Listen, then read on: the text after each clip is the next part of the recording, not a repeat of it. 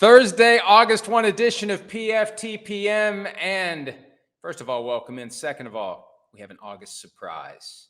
As promised on X or Twitter or whatever the hell we call it, he's back, baby. He's back. Yeah, we are baby. back together. Here we go. It was supposed to be August 12. It's still officially August 12 when PFT Live returns. But there he is, already frozen up and looking like Max Headroom, Chris Simms. Well, I didn't freeze here, so maybe it's your connection. But either way, man, it's good to see you. It's good to be back. I've been itching like a fiend a little bit. I've been like, man, you know, the Olympics are great on NBC. I have been enjoying that, but I am like, wait, it's football. There's training camp. I got things to say. I got to talk here. So I miss it, man. I miss you. You know, and it's coming around the corner. I'm trying to like remind myself right now. In 8 weeks, I'm gonna want to break again. So try to enjoy these last few days. Yeah, we got 11 days until we're back every weekday morning on Peacock, Sirius XM 85, Sky Sports, NFL, etc. And today's the day that, but for the Olympics, I thought of this earlier. What you would have been doing today is possibly an Olympic event, getting up and over the shower into the, you know, at the hotel that we stay at when we go to Canton, the shower that you love, where you have to climb up steps and down steps and try not to break your neck. They should give out medals for successfully getting through that process without getting yourself injured. Definitely. Don't have to do it this year. Like, I'm pumped tonight. We got, you know, Hall of Fame game, right? That's great. Got a little action to watch. Definitely. I'm not missing that hotel, though, that we stay at usually for the Hall of Fame. I can tell you that. Whether it's stepping over the bathtub, right, to get in the shower, which you know me, and my thing is like, I don't know if I love the hotel if I got to step over a bathtub. Plus, I'm getting old and I don't want to slip and fall. And then they have, you know, the famous origami sheets where it's like there's 75 sheets folded on top of each other to make one, and it just throw me crazy. So I'm glad I don't have to deal with that. And we would have been doing the show from that awesome library, which I really do like doing. But that'll be next year, and it'll be here before you know it. Because that's the thing, when these rhythms start up again, when these routines start up again, I'm sure you went through this as a player. It feels like the past year just disappeared. And here we are again. And it's right back to it, like it never ended from last season. No, it's even like, to your point, even faster as a player, right? When you're a player, I mean, I had an 8-year career. A lot of people go, wow, you played 8 years in the NFL, and I go, damn, it seemed like a blink of an eye, you know, just like we are. We're so in it every day. We take it day by day. The same with the players, except it's more pressure, more action-packed, right? And they got more going on with their life. So, yeah, life's flying, man. I don't know. I hit 40, and it's fast forward. I don't know what the hell's happening. Months, weeks, they're all flying by. How old are you going to be this year? 44 at the this end month. of August. Yes. Wow. August 29th, the old 4-4. You're not far away from being the age that I was when we first got jammed together 7 or 8 years ago. I'm starting to forget how long it's been. I think it's 7 years. Yeah. Well, all right. So speaking of that, forgetting, right, and all that, what have you been doing? You've been killing some brain cells here with some time off. You've been drinking a lot, a little smoky every now and then. Hey, I don't know. I've been trying to behave in moderation. It has been quite a summer. I won't bore you or anyone else with the details. I'll be glad when this summer is over. But there's just been a lot of stressful things and health-related issues. But everything's fine. The good news is everything's fine. Everyone's fine. All right. But you know, we had to leave the beach early because there was a COVID outbreak at the house that we were staying at. I mean, it's just been, oh my gosh, it's been a summer, man. It's been a summer, but so still. Dr. Doom, even in the summer, he's around a little bit. I was trying to have a good time, and Dr. Doom came and kicked my ass. Seriously, he's like, you don't have too good of a time. All right. I don't know if I texted you. I remember when I thought I was having a heart attack. Yeah. I checked out completely fine. I have absolutely no calcification in any of my arteries, which means I'm having burgers and steaks and pizza and eggs and cheese every day for the rest of my life. Great. And what it also tells me is you're a psycho, and you were probably stressing about something you shouldn't be stressing about, like a psycho that you are, okay? In a good way, I'll say. But that's also, take a deep breath. Relax there, Slugger. You're okay. Okay. The NFL is okay, too, even though we've been absent. I'm sure it doesn't feel the same for the folks in and around the league who want to watch us every single day. I've been trying to do PFT PM as often as I can. And a lot of shit's happened since the last time we had our show. And I want to start with recent developments, big developments, things that we figured were coming, but we didn't quite know how it was going to transpire. The two big quarterback contracts from last week. They happened the same day. The same firm representing both Tua Tagovailoa, who got his first, Jordan Love of the Packers got his not long after. What was your immediate reaction when you saw that it happened, you saw the numbers, and ultimately for both players, it's a firm 3-year commitment given by the teams? Yeah, I mean, I was wow on both. I really was. Wow for two different reasons, right? And I'll get into that and unpack it. I mean, one, right, as you know, I've stated before, I think that's a little rich or a little much for Tua, right, and his services. So that was a little surprising. And then, listen, I knew Jordan Love was going to get paid, but I wasn't sure, whoa, we're going to have like the phrase highest paid player in the history of football next to it. And some of those, acronyms and things that go with it. That was surprising. Yeah. For a guy who, again, early in his career and like it's only played, we would say 10, 12 quality football games, right? It was a bumpy start to start the year last year. So, yeah, that's where I guess I was a little just in awe and shock right away. And did I say something to make you grin there? Did I say something? No, it's just great to hear you again. I've missed you. You did use the word acronym, probably not in the proper way. I don't think that's okay. You got to knock some rust off. Right.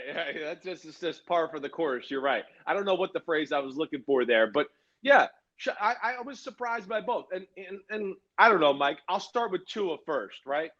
I think you and I both have the same feelings about the Dolphins to a degree. We love the team. We love Mike McDaniel. We love some of the things Tua has done. He's certainly gotten better, right? There's no doubt about that. We've talked about the toughness and the grittiness of the football team that has to improve. And of course, they talk about it all the time too, right?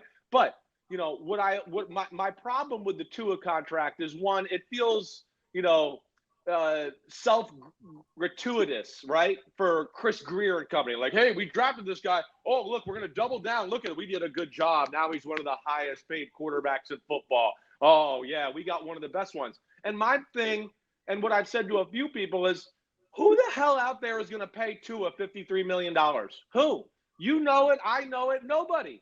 If he was a free agent, he would not get $53 million from any team out there. So why do you give it to him?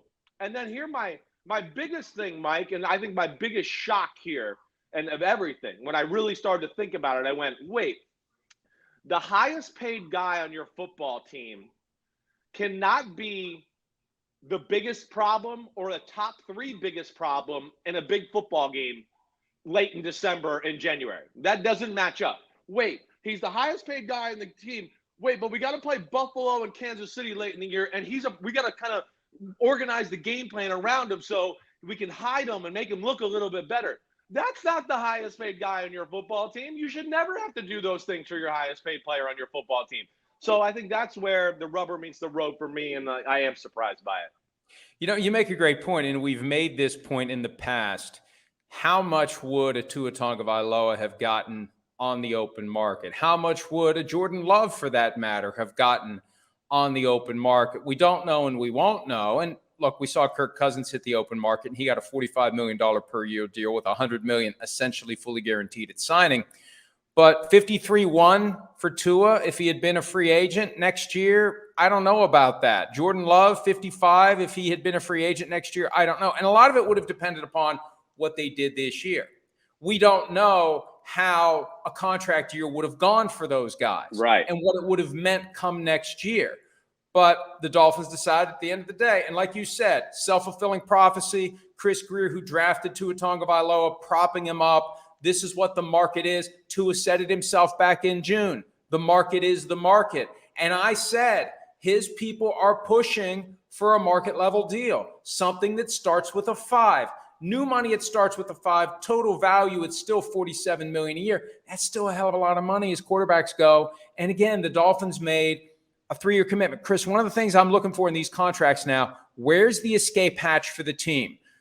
The Raiders had it after 1 year with Derek Carr, and they took it. The Seahawks had it after 1 year with Geno Smith. They didn't take it. The escape hatch for Tua is 3 years. That is a hell of a commitment to make, because he regresses this year. He gets injured this year. He doesn't play more than half the games this year. That's going to look like a mistake of a contract.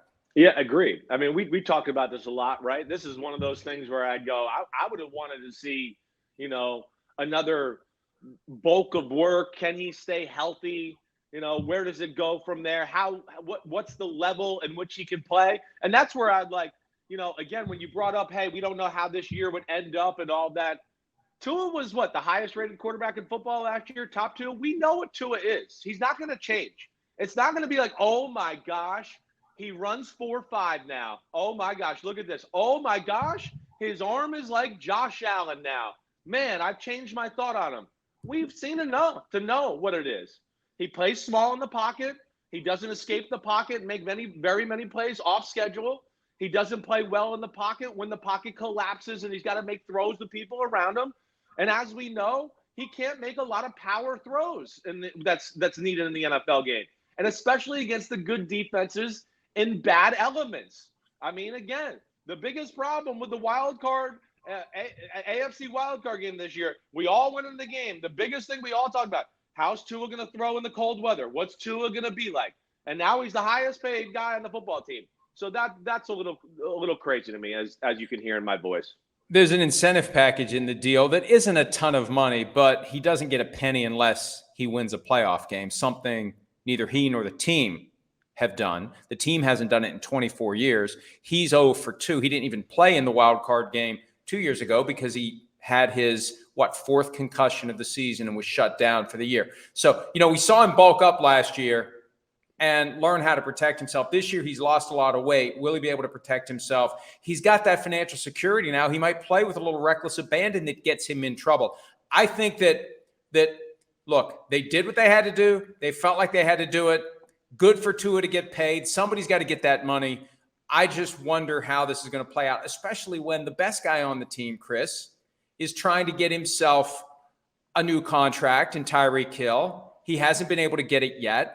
And he's getting less than $20 million this year, and he's looking at the quarterback who's got new money average of 53.1.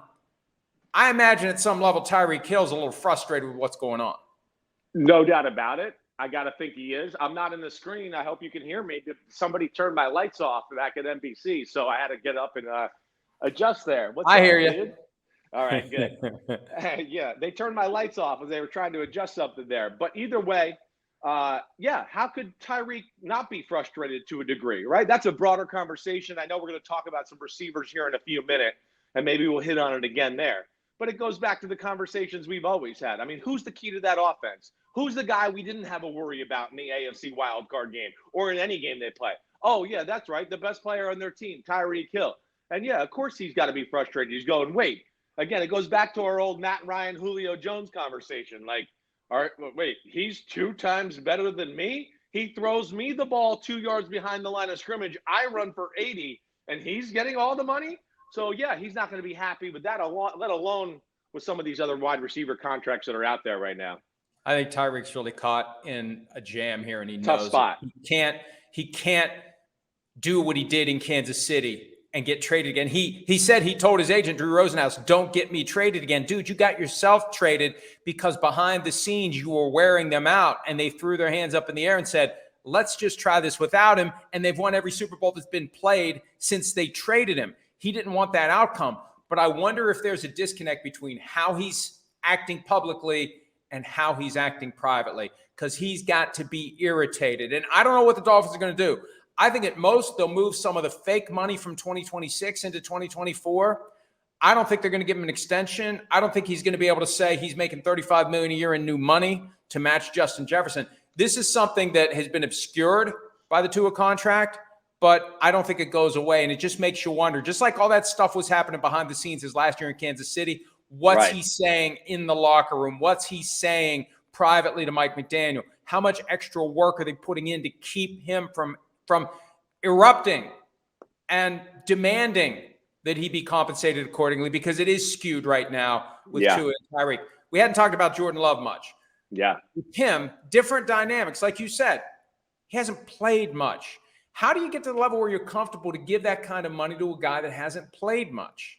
I think it's, that's the stuff we don't get to see, right? What they get to see behind the scenes, the person he is, what they see in practice every day. And even though he hasn't played much, right? And we know, hey, full season last year and the second half was really, really damn good until the divisional 2 throws and the interceptions and all that. We know that, but it was high level football. Now, what's different to me and like what you brought up with Tua and all that, right, is Jordan Love has the potential to have a year where you go, oh my gosh, wow, right? And if he did hit the open market, he might strike it even bigger, right? They believe in this guy, and unlike Tua here with this, and this is where I have less of a problem with Jordan Love's contract than Tua, is there's no physical attributes or something you're going to watch in a Green Bay Packer game and go, oh, I wish Jordan Love had that. I wish they, could call the 20-yard out route with Jordan Love, but he can't throw it in the wind or the snow. None of that. Now, Tua has that. So, and what I would say is some of the high-level play we saw from Jordan Love last year, to me, where it's different than Tua, it goes beyond the system and the Mike McDaniels, silver platter completions and all the great plays. Some of the games we were like, our jaw dropping with Jordan Love was like, oh my gosh, what a throw. Holy crap, way to move out of the pocket and throw it sidearm across the field to a guy 30 yards away. I mean, so there is physical attributes and things of that nature that I think a team sees and goes, ooh, there could be special on the horizon here. And let alone he turned the corner mentally and knowing how to play the game in the pocket to where I would think they feel comfortable. And they're looking at it more like, watch out, we got a good team. This guy's got talent. People are following him, and we could have something here. So there's a little more potential base to this contract. But I have an easier time swallowing this contract than I do Tua, quite honestly. And you made a great point. They know him better than anyone else. And I think they had to be impressed by how he conducted himself when he was the one caught in that mess during the final 3 years of Aaron Rodgers' time with the Packers. Because remember, when that was all happening, I said the only guy I feel bad for is Jordan Love, because he's the only one who didn't choose to be part of this relationship. He got drafted into it by the Packers, and he's stuck. And he was a good soldier for 3 years. There was never any sign of him being upset or being frustrated. He waited his turn. He got his turn. It took a little while for it to really activate, and then it did. And it's kind of like what you were saying about Chris Greer and Tua. The Green Bay power structure, Brian Gutekunst, the GM, Mark Murphy, who's exiting next year as the CEO. This is their guy. This is their guy. They're all in with this guy. So they had to pay him. And that was the number. They had to pay him. And that's where the market is. Exactly right. I mean, they wanted to pay him. All the reasons you stated, hey, to stamp the book closed, to go, hey, Aaron Rodgers' era is over. We got our guy here going in the future, right? So, again, was it a little rich, the contract? Sure. Was I like, wow, I mean, that kind of money, just for 1 year of play and all that?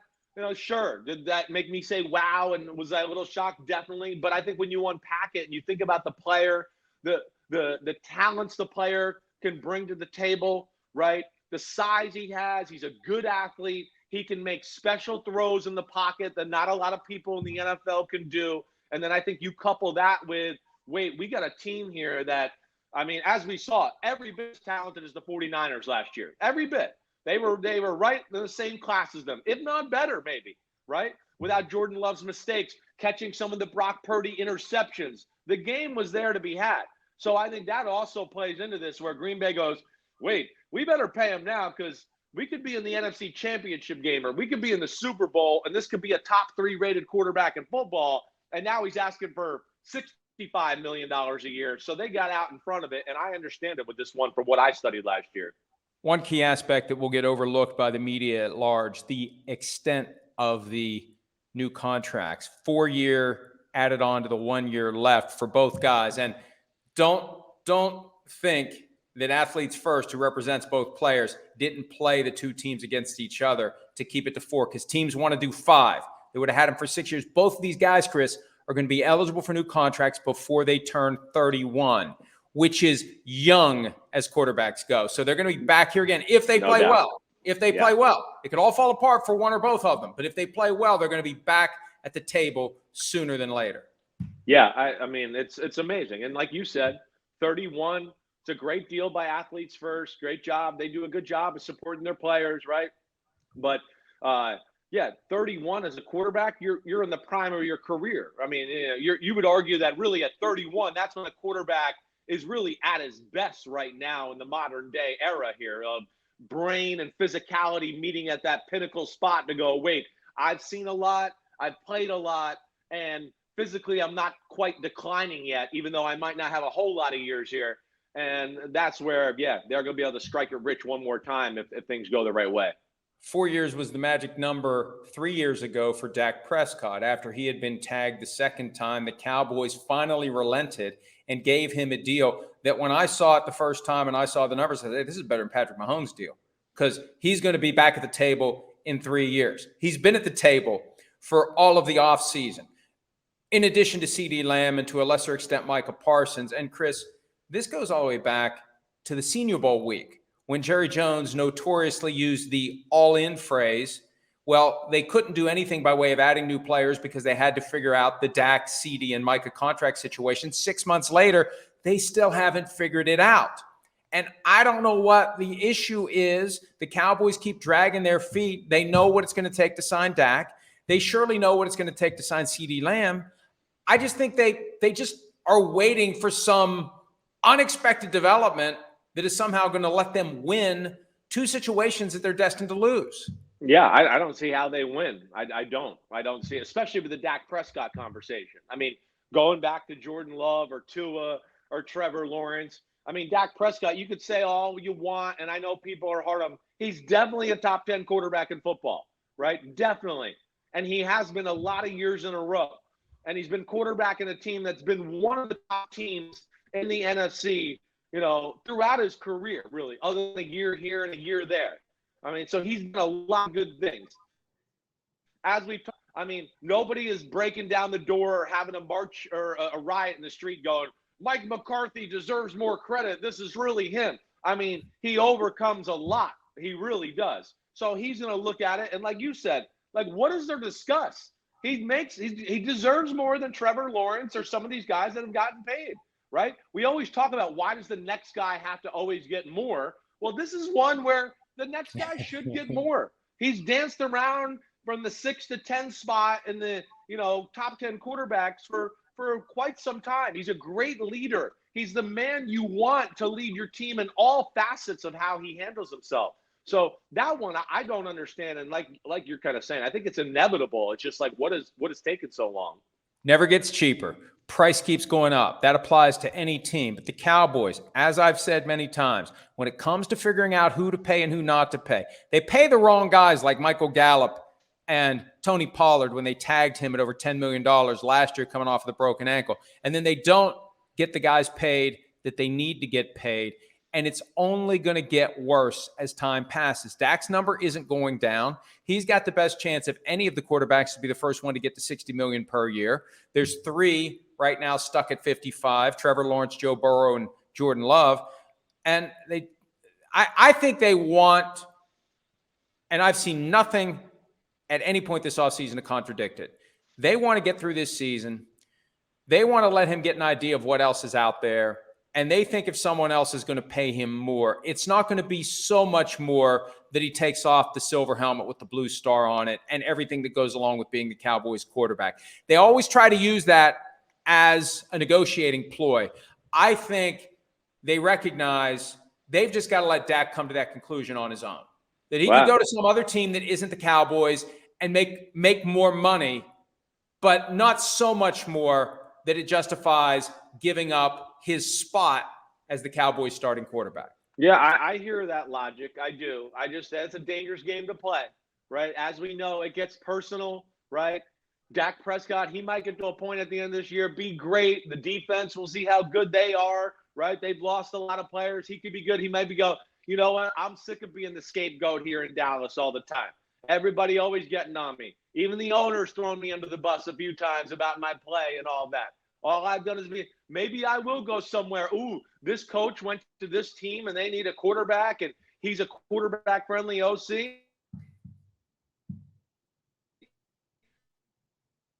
Yeah, shun don't shine. So that is a dangerous game, like I said, but we'll see where it goes. I'm kind of surprised. I'm one a little bit in the mold of hey, when you got one and he's as good as Dak Prescott, you don't play games, right? You know, yes, he's not Josh Allen or Mahomes. I get that. Very few people in the history of the sport ever have been. They're special. But he is that next group of guys down where he's a really damn good quarterback and he's one of the best in the league, and you don't let a guy like that out the door. And think about it. Look at the quarterbacks who have gotten deals in the past year or two that are just, this is our guy, and we're sticking with our guy, and the market is the market, and we just got to pay him. Jared Goff, Tua Tagovailoa, Trevor Lawrence. I mean, not a long track record of success or not an extremely high level of success, and they're not willing to say, we're going to part with the bird in the hand and try to find a better quarterback. Dak is above a lot of the guys that have gotten paid. So, yeah, you just have to accept it. You just have to do it. And, you know, I scrutinize everything Jerry Jones says. And a lot of it, I think, frankly, is BS. He's trying to justify being cheap. He's trying to justify dragging his feet. He said some stuff over the weekend about we need to see what's going to happen with the salary cap. He's talking about the Sunday ticket verdict, how that might accept it. He's throwing anything he can to justify waiting. But it's not going to work. You're going to delay the payday, but you're not going to shrink the payday. You're just making it go higher and higher the longer you wait. You're successfully delaying. But at the end of the day, you're going to have to write a bigger check because of it. That's what I can't understand. And I try to think of what they talk about when they're meeting to strategize. Is there anyone in there who's saying, guys, you know, this is kind of stupid because it's going to cost us more later? What are we doing? We're betting against our guys. We're hoping they're going to regress. We're hoping they're going to stink, and then we don't have to pay them at all. That's no strategy. No. So I don't get what the Cowboys are doing. I don't get it. I think they're cheap and they're short-sighted and they're not as smart as they think they are. And I've been saying that for 6 months. No, and, you know, added on top of that, and I think when you bring in CeeDee Lamb to this conversation and all that, like, I don't expect Dallas to be as good as they were the last few years. They lost a ton of players. It's a new D coordinator. I mean, it's not the same Cowboys that we've seen go 12-5 3 years in a row. So I got questions about that. But what I would say, too, within that, I mean, first off, Dak Prescott was what, the second-rated quarterback in football last year behind Tua? And he wasn't throwing 4-yard passes and guys running for 70 yards. They asked Dak Prescott to stand in that pocket and make big throws with people around him and push the ball down the field. And more times than not, he delivers. And, you know, I think it's with less than coaching creativity on the offensive side of the ball that helps him out. So, you know, that's where I have a ton of respect for Dak Prescott. What I would worry about with them is all the things you said, plus, wait, our defense isn't as good this year. Wait, we got to ride Dak Prescott more. Oh, man, he led the league in passing. Oh, he is the league leader in touchdown passes. Oh, no, now we have to pay him significantly more than what we had to pay him. That's what I would worry about. And then CeeDee Lamb a little the same way, because we know, just like what you've talked about, they boxed themselves into the corner where he was such the main target and such the guy. That's the statistics, in my opinion, make him look better than he actually is. And that's where I would think the rubber meets the road there, is finding that fine line of how much to pay him compared to some of these other big wide receiver contracts we've seen out there this year. Yeah, 181 targets last year for CeeDee Lamb, first team All-Pro because of the production. The skill has to be there or you don't have the production. Right. But the question is, where does he truly fit among the best of the best? He's put himself in position where he can ask for a lot. And again, by waiting, the price only goes up with Amon-Ra St. Brown's contract, A.J. Brown's contract, Justin Jefferson's contract, and even more recently, DJ Moore getting $27.5 million when he hasn't created the kind of impact and production that CeeDee Lamb has. Delay does not make it cheaper. And where does this holdout end? We've seen high-profile holdouts for the Cowboys in the past. Zach Martin last year, Ezekiel Elliott 5 years ago. Eventually, the Cowboys cry uncle. So why the hell do you wait? Why do they drag their feet? Why do they think that someone is just going to roll out of bed one day and say, you know what, I'll just take what they're offering. I'm not going to hold out for more. Because time has proven and iterations have shown there's value in waiting, because eventually they're the ones who are going to cave. Yeah, I mean, yes, there is, right? But, wow, I mean, the receiver market, what we saw this offseason, I think is just it's incredible. And I think that's, you know, part of what the delay here is. Just from people I've talked to throughout the summer about, wide receivers on their team that have contracts coming up or are in the middle of it right now or whatever else, right? I mean, with what Justin Jefferson did, what A.J. Brown did, and what Amon-Ra St. Brown did, totally, completely changed the market. I think the thought process of this, right? And to the point where, I've heard from people, whether it's CeeDee Lamb or Ayuk out in San Francisco, where they might have had one expectation for a contract, but then these other contracts happened and they changed their asking price and what it went from there. So that's where it's tough. And where it's tough for Dallas, like we talked about in the spring a lot, again, CeeDee Lamb's really good. I'm certainly not trying to discredit him there. But in my opinion, and I think a lot of people around football, they don't look at him as in the same class as A.J. Brown, Jamar Chase, Justin Jefferson, right? Tyreek Hill. They're kind of in a class of their own, no doubt about it. I would say guys like DJ Moore, who you just brought up, yeah, his accomplishments aren't as good, but he's been with a lot of crappy teams and crappy quarterbacks. But he's a special player in that, like a Tyreek Hill, you could throw him a 5-yard pass or a screen and he can run for 70 yards and do things like that. CeeDee Lamb doesn't do that, right? You know me, I'm into the big physical attributes, not, I have an offense that just feeds me the ball all the time, and now I have great stats. No, what do you do to go above and beyond the stats? Or, hey, you're wide open in the middle of the field. Okay, make something happen here. Don't just go get 5 extra yards and get tackled. And those are some of the areas where, I don't think CeeDee Lamb's quite in the same category as some of the other top receivers in football. You mentioned Ayuk. I'm going to fold that in with the other issues in San Francisco. And let's start with the focal point of the team. He can't be paid until after this regular season ends. But Brock Purdy is positioning himself to be another one of the highest paid quarterbacks of all time as the numbers keep going up and up and the 49ers know it's coming. Who knows what the final number is going to be? Who knows where the market's going to be by the end of the regular season? He had some interesting comments recently to Mike Silver, the San Francisco Chronicle. He wants to be dominant. He doesn't want to be in close games. He wants to go out there and be like Tom Brady and deliver the dagger in the second half and make the final quarter, or at least the bulk of it, just basically garbage time. That's how he wants to perform. That's what he's striving for. I don't know that it's going to happen or not, but he's setting a pretty high bar for himself, and he's already overcome a hell of a lot. Where he's trying to go from here isn't nearly as significant as what he's already accomplished in 2 years in the NFL. He's done great things, right?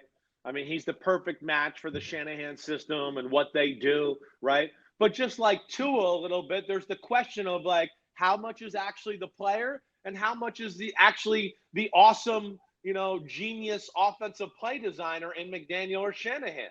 That's the big thing. And like we saw in the Super Bowl, right? Hey, there's some plays in that game or the Green Bay Packer game. Oh, wait, the Shanahan offense isn't just delivering people wide open and it's not a 7-on-7 tournament. Oh, no, he's got to make some plays on his own. And you go, well, he doesn't make as many now. I don't know what's going on. Well, it's because Shanahan can't carve up every great defense in football week in and week out. So that's what they're going to have to find out this year. Brock Purdy's really good. There's no doubt you can win a Super Bowl. I took a lot of flack because I didn't have him in my top 10 of my quarterback rankings, right? I don't think anybody in the NFL would, right? I don't know if you saw ESPN. They had their executives top 10 quarterbacks too. None of them had Brock Purdy in the top 10.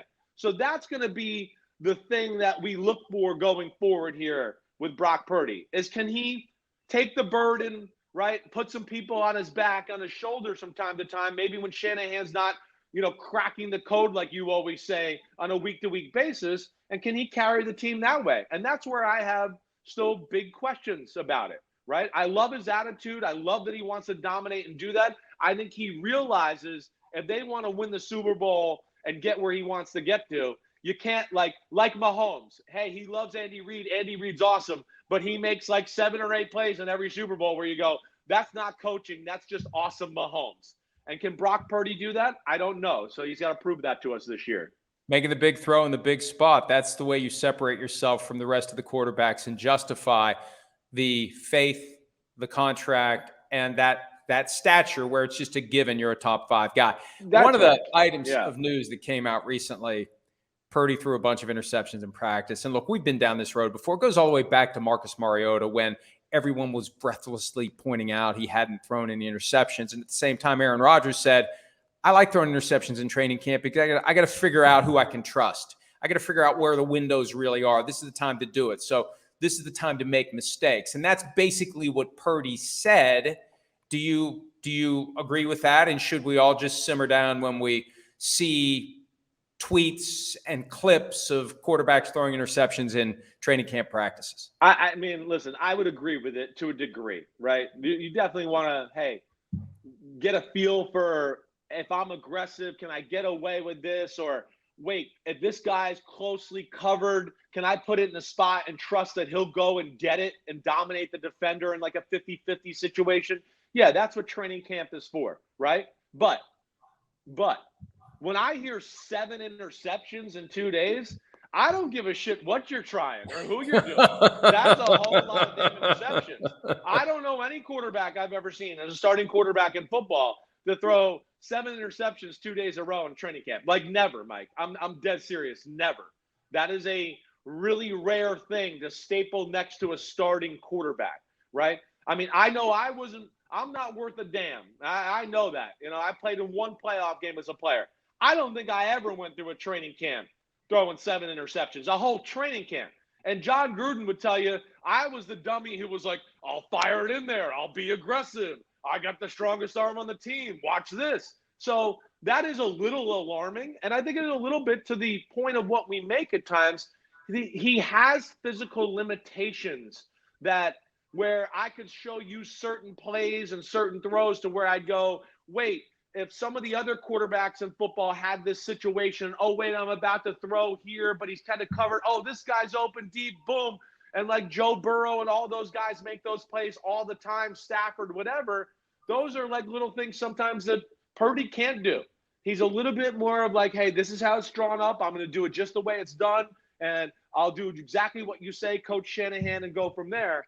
And I don't know if that necessarily lends itself to being the highest paid player on your team or highest paid, quarterback in football. We'll see this year. Well, the best news for the 49ers is there's no way they can give him a new contract for now anyway, so they're forced to see how this season goes. They'll have a very large data point going into those negotiations based upon what he does in his second full season as a starter and third year in the NFL. I had believed throughout the offseason, we talked about this on PFT Live, that the 49ers very much wanted to keep the nucleus, the veteran nucleus, together for one more run. But that entails Brandon Ayuk taking a contract that allows them to carry his cap number, George Kittle's, Deebo Samuel's, Trent Williams, Christian McCaffrey, who got a raise during the offseason. You've got Purdy, who can't be paid, so that makes it easy. You got your defensive guys like Nick Bosa. But you've got Ayuk, who's there and not practicing, holding in. You've got Trent Williams holding out. And we're a week into this now, and there's no sign of any progress being made with either guy. At some point, it becomes a concern. At some point, Ayuk's got to practice, and you got to wonder, hey, if they're expecting him to play for $14.1 million this year, is he really going to put the kind of effort?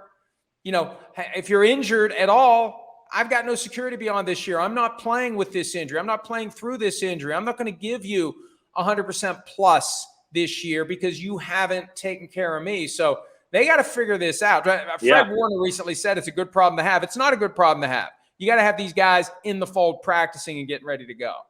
I mean, the West is going to be better with Mike McDonald up in Seattle. Rams are coming, and I'd be shocked if they aren't a whole lot this year.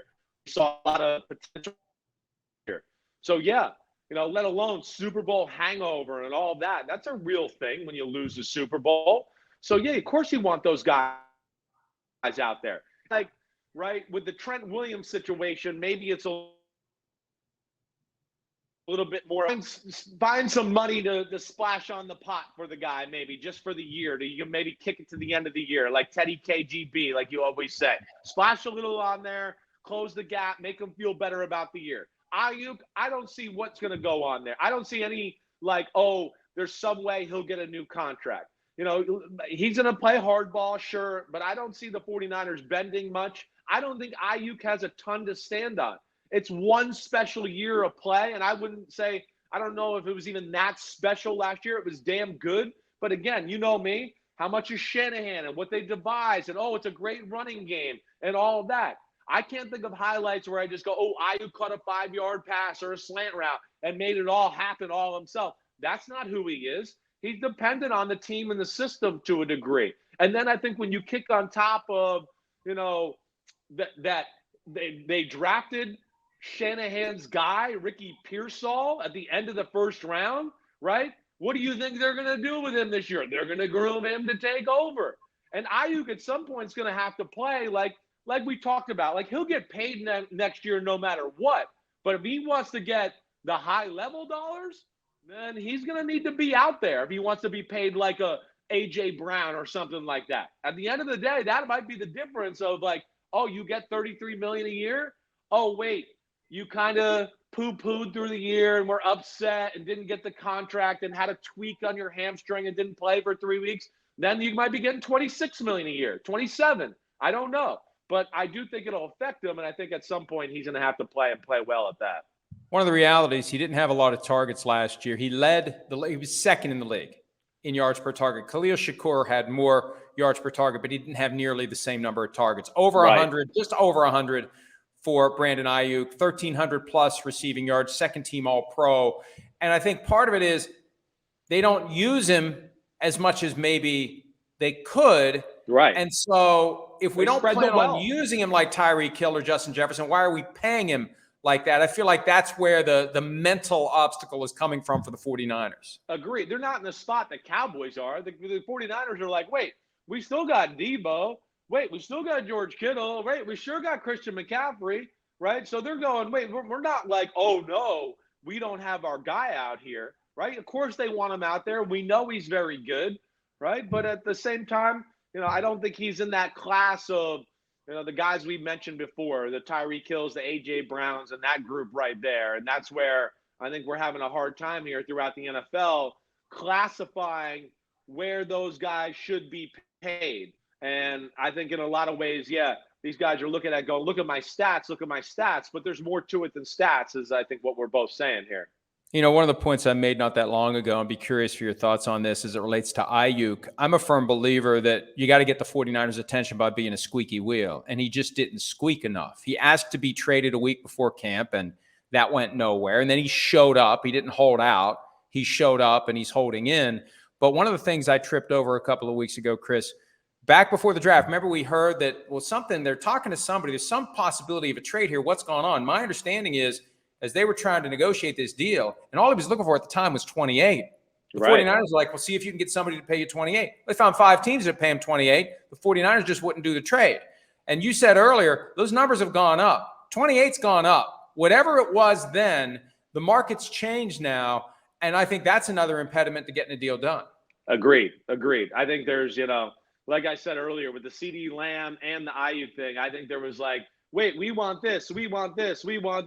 And then a bunch of guys got this, and they were like, wait, we don't want this anymore. We want this or this. And that's hard, too, on a football team. When you're organizing your salary cap, you got money allotted to, wait, I want to give it to this guy or this guy, right? We have this on set aside for you. Oh, no, wait, now you want more? Hold on. I got to reorganize some things here to get you that extra money. It's just not as easily done as people think there in that situation.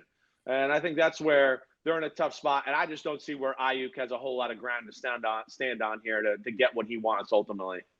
We still have more to get to. I don't want to rewind too much, but you said something that's relevant to CeeDee Lamb, because I continue to believe that the Cowboys are just kind of cheap without a strategy, just cheap to be cheap, and let's just delay it because we don't want to pay it. I think back to some of the things Jerry Jones said earlier in the offseason. He made it clear that, CeeDee Lamb wanted to wait because he wanted to see what Justin Jefferson got. Well, that's all the more reason to come in and make him an offer that he won't refuse now. Because once Justin Jefferson gets his, the number's going up. So you got to move now. And I just, again, I don't get it. And if I was a Cowboys fan, I'd be done. Some of the images we've seen from Oxnard training camp, there's a lot of Cowboys fans who are like, maybe next year when you have Bill Belichick as a head coach. I'm not interested this year because it just feels like it's coming apart. And I think, as I've been saying, we're starting to figure out that there's been a lot of huckstering and carnival barkering where it's all about keeping the Cowboys as America's team. It's really not about the size of the check that Jerry Jones would write to guarantee a Super Bowl, because maybe we don't want to know what that check is because it's probably not a very big check. Well, I hear you there. I mean, hey, listen, I do agree with you that, relevancy and them being the, constant team that's parading around the world, showing themselves off is very important to them. There's no doubt about it. But if they want to get ultimately to where I think they want to go, and Jerry Jones, we know, is getting up there in years, like, yeah, this might be one where they might have to take a step back here for a year to take 2 steps forward next year and get to where they want to go. Because, like, I'm with you, offensive line's different, right? We're running back. Who the hell's the running back? Nobody even cares, right? Oh, damn, we got no CeeDee Lamb, the best defensive player in football. We're dragging our feet on that, right? There's just a lot of issues here to where it just feels like it's going to be the Cowboys taking a step back from what we've seen the previous 3 years. All right, the Pittsburgh Steelers trying to take a step forward at quarterback, completely dumping the depth chart in the offseason, hiring Arthur Smith to be the offensive coordinator. Russell Wilson had been in pole position. That's the term that Mike Tomlin used at the league meetings. And, hey, I've said this plenty of times. I don't know jack shit about auto racing, but I know that the guy in pole position doesn't always win the race. And in Pittsburgh, the guy in pole position is up on a jack with a bad wheel, and the other guy's getting all the reps. And I don't think it's good for Russell Wilson that Justin Fields is getting all those reps, because they're both brand new to the team and they're both brand new to the offense. Yeah, that's right. Reps, real reps, training camp reps, they're different than OTAs, right? It's the worst thing that could happen. That'd be a nightmare for me if I was in Russell Wilson's situation. It's a nightmare for him right now. He's going, oh my gosh, I got to reprove myself. I'm on this new team, and here I can't do anything. And there's this guy with some special talents now getting a little bit of a leg up on experience, the offense, getting comfortable, right? So, hey, how could he not be antsy at the whole thing, right? And of course, here's the first thing I want to say. I mean, we know, I think this is going to be a true quarterback battle, and I think a lot of it will be settled on the field, even though I think Russell Wilson probably still has the pole position, but that doesn't mean jack diddly squat, like you said, right? Here's my other thing that I just got to bring up with it, Mike, a little bit, right? Yeah, of course, Russell doesn't want to open the door for Justin Fields like that. But the other thing is, I think that it just drives me crazy. People calling for the firing of the strength coach of the Pittsburgh Steelers because Russell Wilson pushed a sled and hurt his calf muscle. Like, listen, if that's what it took, he was going to pull it anyways, everybody out there, right? I mean, that maybe this is a gift that it just got it out of the way and got it here. Because, of course, as we know, you talk about it all the time. We talk about it all the time. When you get to a certain age, that calf muscle starts to become, I better be careful with that. We've seen Aaron Rodgers deal with it. There's been a lot of quarterbacks that have dealt with it as they get past 35 or around that age there. So the big thing is, what I would say is, first off, we don't need to fire the strength coach. Second off, there was an issue there. This just brought it to light. I mean, the first time he had a cut in the pocket or pull away from somebody or do something like that, it was going to go then too. So let's not fire people over like basic football stuff at times just because we didn't get the outcome that we wanted. It's exactly how Aaron Rodgers injured his calf in OTAs last year with some kind of pre-practice warm-up drill with jumping with a medicine like ball that. Or something, right? And you said at the time, these are old man injuries. This is what happens when you've been fast your whole life, when you've had burst and acceleration your whole life.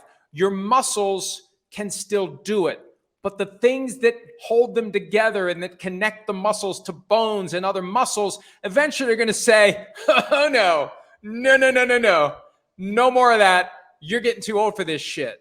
And that's what happened to Rodgers, and that's what's happened, apparently, to Wilson. Like you said, if you're going to strain your calf on a sled, you're going to strain your calf when you decide to twirl out of the pocket and explode laterally and try to make a throw down the field. Exactly right. It just was a matter of time. It was a ticking time bomb. And it's something that as you get as an older player, you got to watch out for. You do. I mean, and again, yeah, Aaron Rodgers did it a little bit last year in OTAs. Remember, he kind of did it. Guess what happened? Oh, he tore his Achilles too. Right. There's issues there as you get older and get to that age. And yeah, hopefully Russell Wilson's taking it the right way to get that healed and he can be himself once he gets totally healthy. But like I know, these could be those kind of injuries that like we're talking about in the last preseason game. Oh, he's still not 100%. He still feels it grabbing a little bit. they can linger forever. So they better be careful with how quickly they throw him back out there. Well, and the Steelers are taking it very slowly. Mike Tomlin said it this week. And when you've got a guy who's considerably younger and fresher, who can run around all day and accelerate still and doesn't have to worry about those issues, you've got the luxury. And this is where, Chris, that thing that Russell Wilson did to stick it to the Broncos, because they owe him $38 million this year, fully guaranteed. So he markets himself as, I'll take the veteran minimum because the Broncos are paying me the rest.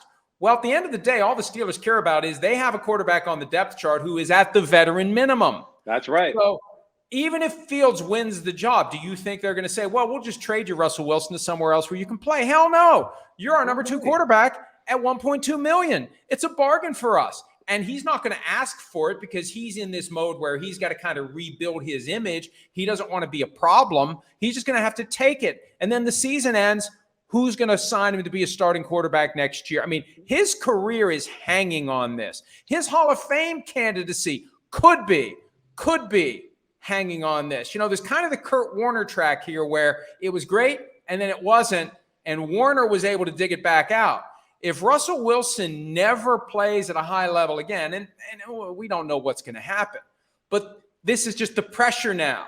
Like the clock's ticking. I've got to turn my career around now if I want to be a starter in 2025 and beyond. If I want to have any chance of playing until I'm 40, much less 45, which was the number he always threw out there. He's really at a crossroads now, and he's stuck in neutral before he even gets a chance to show that he can be the guy he used to be. Yeah, that's why I said it's your worst nightmare as a quarterback. Every quarterback's worst nightmare is that, wait, I have a talented backup, and, oh, no, he's practicing and I'm not. But add on all the things you said with Russell Wilson, you're exactly right. Let alone, I think you're right in the political aspect of the game of, wait, we're paying this guy all this money. We need to make him the starter or play him because that's not there because he took the veteran minimum or the 1.2, whatever it was. So there's no pressure on the Steelers, political pressure there because of that. They can truly just go, wait, let's see who's the best, who can play here. Let alone, to your point, too, of they're not trading him away no matter what. You're right. This is a big year for the Steelers. This is the first year I think we both look at it and go, the Steelers, if they get in the playoffs this year, might actually be able to win a game, right? And might actually look like they have the talent on the roster to where it's not just great coaching and toughness. They might deserve to be in the playoffs and be like that quality of a football team, right? So I don't think Mike Tomlin's going to risk losing that insurance policy of having a Russell Wilson as his backup quarterback if Justin Fields does win it. And I think that's, where, yeah, you're right. It's in the balance. It's a big, big year and a big, big moment, really, in Russell Wilson's life and career. Especially with Justin Fields being injured last year. So if Wilson does enter the season at number 2 on the depth chart, keep yourself ready. Because there's a chance Fields is going to get injured and you're going to get a chance to play. And if you play well, you take the job from him. So it's definitely not going the way that we thought it would because it's been almost all Justin Fields. There's been a little bit of Russell Wilson in team drills, but not very much at all. He's not getting the reps. He's not getting the experience. He's not getting more comfortable in the new offense, and Justin Fields is. And look, Justin Fields has to make the most out of it, but if we believe Mike Tomlin, he is. So we'll see how it plays out when the preseason starts. Because I don't think they're going to be able to put one guy on the sideline. They're going to have to let them both play, assuming Wilson's healthy. And then the question becomes, if he's not healthy, how much do you want to expose Justin Fields to injury in the preseason? Do you have enough guys on the depth chart to fill up the 3 games of preseason reps? Those are going to be some issues for the Steelers to have to resolve coming up next week. Yeah, definitely. And, then you couple that with Justin Fields goes out there in the preseason, looks pretty good, throws the ball well, and makes 2 or 3 runs that makes, Heinz Field stand up and everybody go, oh my gosh, wow, that's going to really add to the public pressure. And that's what Russell Wilson's got to be feeling right now. I feel for him that way, but hopefully he gets better. But yeah, this is going to be definitely one of the more interesting situations in all of the NFL this training camp. Something I've been saying repeatedly as it relates to the Steelers organization, you've got 2 guys under contract for this year. So presumably one of them is going to have a chance to be your starter beyond this season. Right. You want it to be Justin Fields if you're the Steelers. You want the younger guy. You want the guy you can build around, because even if it's Russell Wilson, how many years is it Russell Wilson? I think the Steelers would love to slip into a mode where they've got a long-term answer at quarterback, because they went 20 years between Terry Bradshaw and Ben Roethlisberger. And yeah, they somehow got to a Super Bowl without a true franchise quarterback. And I don't know if Fields will ever be a true franchise quarterback. I just think they want stability at the position to enhance the offense, to go along with a damn good defense, to help the Steelers become high-level competitive, not just get to the playoffs and lose in the wild card round, high-level, win games in January.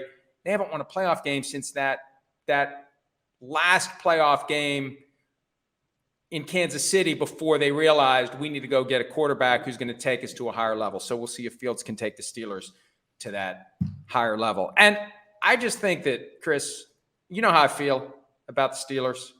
I know. They always kind of have a little bit more than we expect. Right. And this year, there's a bounce in the step for Mike Tomlin.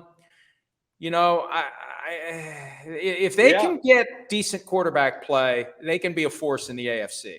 I agree with you there. You know, quarterback play, right? Who are going to be, you know, some of the other receivers that step up in the absence of Deontay Johnson, right? Who's going to – those are really all the questions I have. But it's the first time in a long time I go, wait, I'm not questioning the Steelers' offensive line, right? And then you have Arthur Smith, who I think is clearly the best offensive mind they've had there in quite some time, maybe since Bruce Arians, really, and that crew in Pittsburgh. And then you look on defense and you start to go, hey, they got some guys up front right now, right? I mean, we know the edge guys are good. They got some younger guys inside that looked good last year. Then you got Patrick Queen now at middle linebacker. We know Porter's starting to look special at corner. You still got one of the best safeties in football in Minkah Fitzpatrick. Like, you're right. There's no doubt about it. This is the first year I look at it and go, the Steelers, like, are real. This is not just like, ooh, maybe they can sneak in the playoffs. I think they're going to have a chance to make some waves in the playoffs with the way their roster looks. There's a chance Patrick Queen's going to end up being one of the best free agent signings of the offseason. He stays healthy, and he does what they've already, brought that vibe, brought that edge, brought that attitude, that kick in the ass that sometimes you need to get yourself to a higher level. All right, we've been going for 65 minutes. Before we wrap up, because yesterday was a big day for the Sunday ticket case. Yeah. Both sides were back in court. The NFL wants the judge to throw out the $4.7 billion verdict. The plaintiffs want the verdict to become an official judgment. If that happens, it'll triple to $14.1 billion. And I think this is just a good chance. You as the layperson, me as the lawyer, and I've been slogging through the transcript. I got a couple hundred pages left. I'm just at closing arguments. I've been going through this thing for the last 3 weeks, looking for anything relevant to help people better understand it, because I think this case was covered horribly. For as consequential as it is, it was sporadic. It was hard to find anything. I probably should have gone to LA for the month and covered it myself. That said, I'm doing it after the fact by reading the transcript, so I feel like I know what's gone on. You've probably been following it, on a casual at best level. Yeah. Ask me anything you want about it, because I think you're a good conduit for the folks out there who might be looking at this saying, I don't really understand what's happening with this case. Well, first off, why does it triple, right? Why does the 4.7 triple? This is my first question to you right off the bat. For a lot of things that the law covers, and they call them intentional torts. If I come up and punch you in the face, or more accurately, if you come up to me and slap that giant claw into my head and squish it like a grape, I sue you for assault. And as part of the damages, the jury can award punitive damages because you did it on purpose. So I get compensated for the pain and suffering of you squashing my head like a grape, and you get punished because the idea is they want to keep other people from squishing people's heads like a grape. In antitrust cases, there's nothing like that. The punishment is automatic. The damages that are proven get tripled. So there are certain aspects of the law where that happens. We're not going to let the jury come up with a different number. Whatever the number is, it gets tripled. If it's $1 million, it gets tripled. If it's $1, like the USFL case from 38 years ago, it gets tripled to $3. That's why it is. The antitrust laws build in the punishment. If you break the antitrust laws, whatever the actual damage is, it always gets multiplied by 3. Okay. All right. I did not know that. Here's my next question for you there, lawyer Florio. All right. Because I saw this a few weeks ago. I think I saw it, on Pro Football Talk and a few other places, right? And this This made me like, how dare you look at other places? Mind blow emoji. Cheated on you a little bit. Sometimes you got to look at the menu. Doesn't mean you order. You just got to look at the menu a little every now and then. but either way, this pissed me off. When I heard, could this affect the salary cap for the players? The owners mess up, they're going to lose millions and billions for the league. And are you telling me the players might reap some of the repercussions of this whole thing because of the owners and their greed about this whole thing? Well, and that's a great point, because right after the verdict came down, I asked the league, does this affect the salary cap? And they said no. The unknown is if you change the way Sunday Ticket is offered, if you change it to something that doesn't violate the antitrust laws. And the basic argument is the NFL comes together, sells Sunday Ticket, wants a high price, so fans are more likely to say, I'll just watch the games that are available for free from CBS and Fox to keep their ratings up.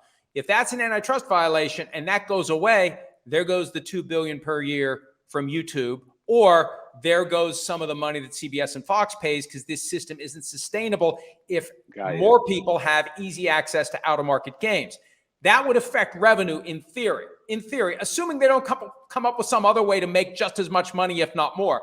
I think they eventually would come up with a way to make just as much money, if not more, if they had to do something other than Sunday Ticket. But as it relates to the salary cap, there was a report last week from Sports Business Journal that some owners are trying to figure out how they can force the players to pay for this. Because the idea is all this money we've made that we share 50-50 came from the antitrust violation. So it ends up being an antitrust violation.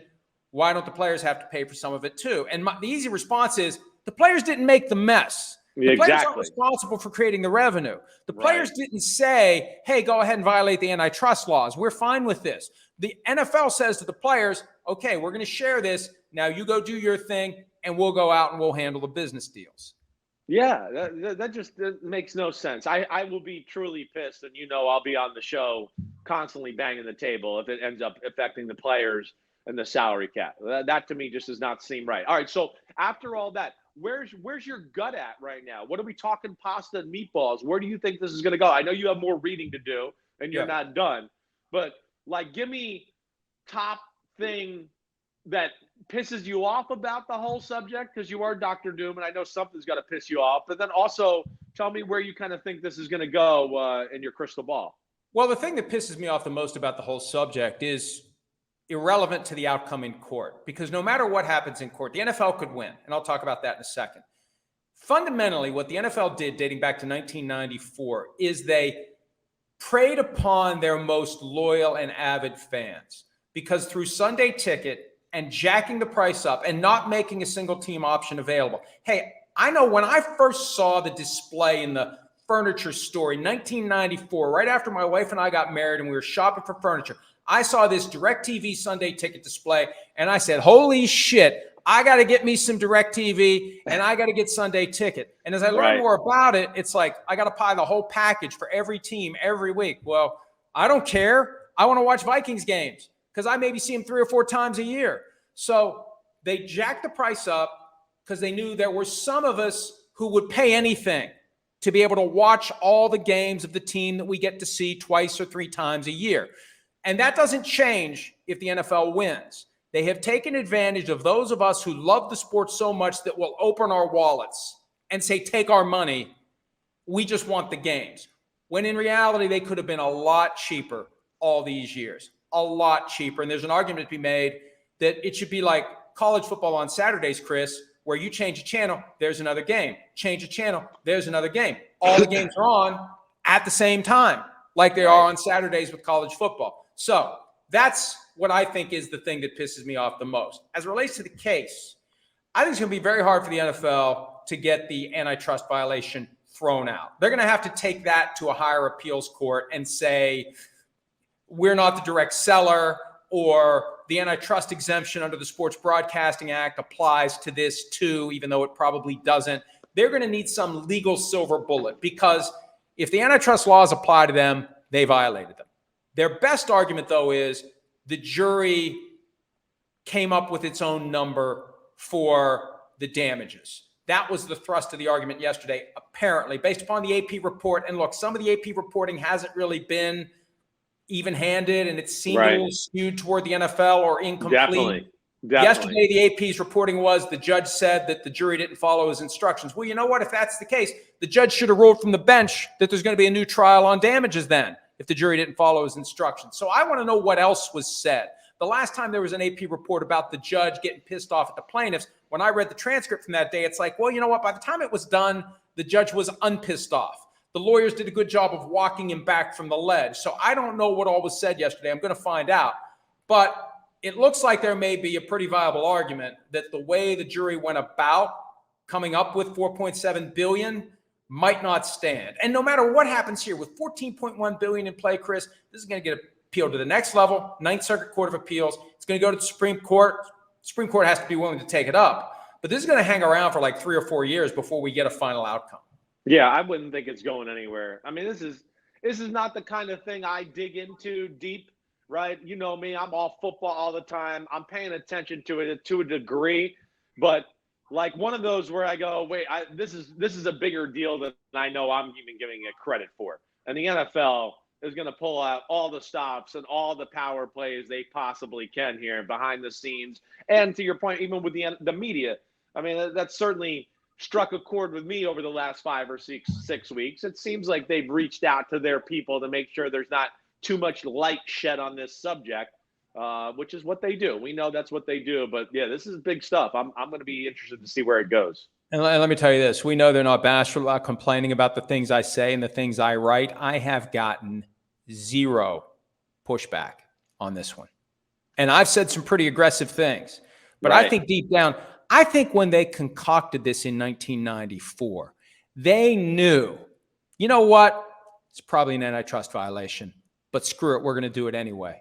And they got away with it for 30 years. And Chris, incredible. We reported overnight that the anticipation is they're not changing anything about the pricing this year. They're going to go forward. So if they end up losing, they may have to write an even bigger check for last season, which isn't part of the class action, this season, next season, the year after that. The one thing that could change, though, the judge could issue an order saying you've got to break up your Sunday ticket. You can't do it like this anymore. You got to come up with another way. And it's funny, Chris, because the NFL's response, and it's like the lawyers came up with this word and every witness spit it back on the witness stand.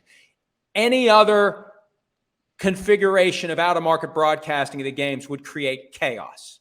It's like, you know what? We shouldn't have to do it because it'll be chaos. Well, that would be chaos. This would be chaos. They may get chaos forced upon them by the court. Yeah, I'll be interested to see. It's crazy. It is, and we know the owners are tight with that money. $14.7 billion. Yeah, they're going to fight to the last breath here with that one.